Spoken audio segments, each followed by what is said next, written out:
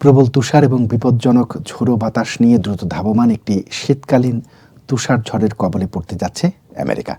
দেশজুড়ে প্রায় ১০০ মিলিয়ন মানুষ শীতকালীন ঝড়ের সতর্কবার্তার আওতায় রয়েছেন।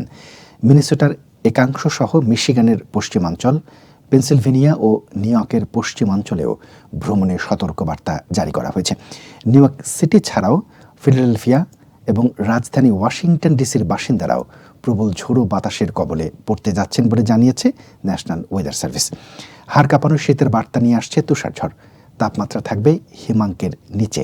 বৃহস্পতিবার দিনের শুরুতেই পারদের অবনমন দেখা দেবে, আর তাতে তুষার যেমন পড়বে তেমনি জোরালো বাতাসের হলকাও আঘাত আনবে।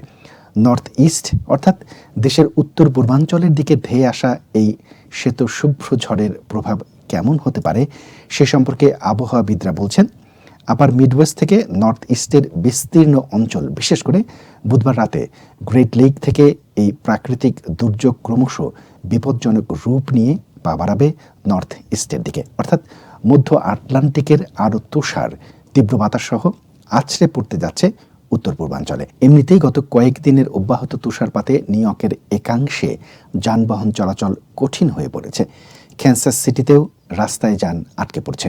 তবে নিউ ইয়র্কের উত্তরাঞ্চলে ২০ ইঞ্চি তুষারপাতের সঙ্গে ঘন্টায় ৪৫ মাইল বেগে হাড় কাঁপানো বাতাস প্রবাহিত হতে পারে বলে আবহাওয়া বার্তায় বলা হয়েছে।